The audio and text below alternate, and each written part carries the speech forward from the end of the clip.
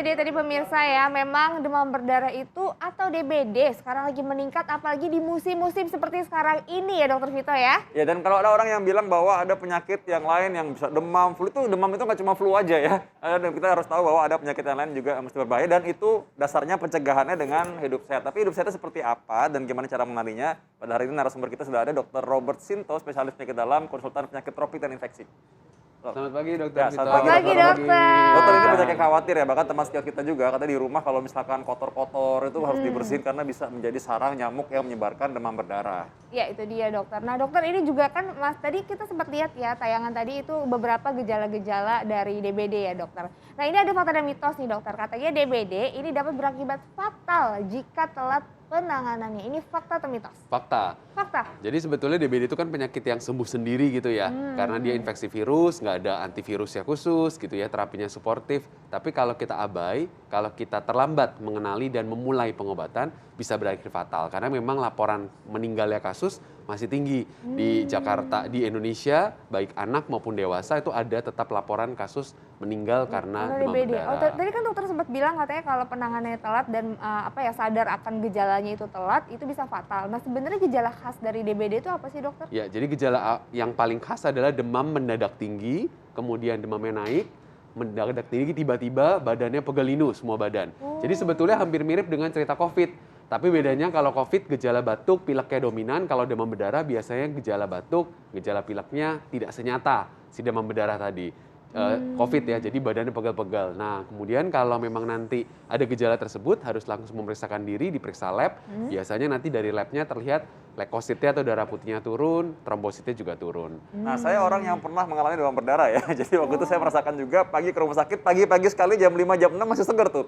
Tiba-tiba jam 9, jam 10 panas mendadak tinggi. Waduh, itu benar-benar pusing, sakit kepala, mual. Dan aku udah feeling nih, kayaknya ini demam berdarah gitu ya. Sore langsung cek lab langsung. Udah, segera cek lab. Dan memang hasilnya cukup mencengangkan.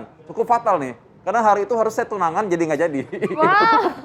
Nggak jadi langsung. Ya soalnya kan dirawat di rumah sakit kan gitu. Iya, iya. Ya dokter ini kan penyakit yang juga cukup banyak terjadi di negara-negara tropis ya. Dan ini katanya ini juga DBD meningkat di peralihan musim nih dokter. Ini fakta atau mitos dok? Ya, fakta. Teorinya, teori klasiknya demikian. Karena apa? Karena pada peralihan musim misalnya ada hujan, kata kuncinya kan genangan air. Di genangan air itu tumbuhlah jentik nyamuk. Jentik nyamuk nanti bisa jadi nyamuk, nyamuk bisa jadi penyebaran. Nah, pada waktu transisi musim tersebut ada genangan air, kemudian tadi bisa terjadi breeding. Jadi nyamuknya, telur nyamuk kemudian berkembang jadi nyamuk. Nah, tapi sebetulnya tidak hanya harus kita waspadai pada musim-musim tertentu saja. Untuk negara endemis seperti daerah tropis Indonesia, maka sebetulnya bisa terjadi sepanjang tahun. Dan memang kita melaporkan kasus sepanjang tahun, walaupun memang meningkat pada waktu musim peralihan tersebut. Nah, tadi kita sempat bahas ya, sempat singgung-singgung ya, bahwa orang-orang mungkin nggak sadar kalau kamarnya atau mungkin kamar mandinya ya itu tergenang air, itu bisa menyebabkan orang terrisiko demam berdarah. Ya, betul. Jadi kata kuncinya kan lingkungan bersih ya kalau nyamuk. Jadi beda dengan COVID, kalau COVID kan penularan manusia ke manusia. Kalau demam berdarah itu ada satu faktor. Ada satu faktor yang harus kita perhatikan, yaitu nyamuknya. Jadi kita harus membuat kondisi ruangan itu, kondisi tempat tinggal kita tidak nyaman untuk tempat hidupnya nyamuk tersebut. Salah satunya tadi bersih-bersih tadi supaya tidak ada genangan air, supaya tidak menjadi tempat untuk telur nyamuk berkembang. Nah, ini nyamuk ini katanya ada shift kerjanya juga nih ya, karena kalau nyamuk demam berdarah itu ini dia akan banyak menularkannya itu kalau pagi atau siang hari. Ini fakta atau mitos? Ya, fakta ya jadi jawabannya ya. Jadi memang ada shift kerja nyamuk tadi istilahnya Dr. Vito. Kalau nyamuk demam berdarah itu pagi siang, kalau malaria itu malam. Nah, tapi teori-teori itu sebetulnya teori yang kita kumpulkan dari data-data klasik.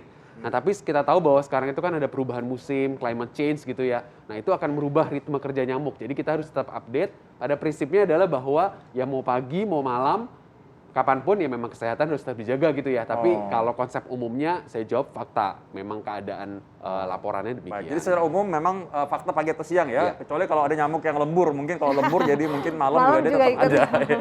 Ya dokter, ini nanti kita juga akan membahas nih dokter ya, bagaimana kalau kita sudah terkena DBD, terus terkena lagi. Ini katanya bikin parah, tapi itu katanya bikin makin bahaya. Ini fakta atau mitos dokter? Jangan dijawab dulu dokter.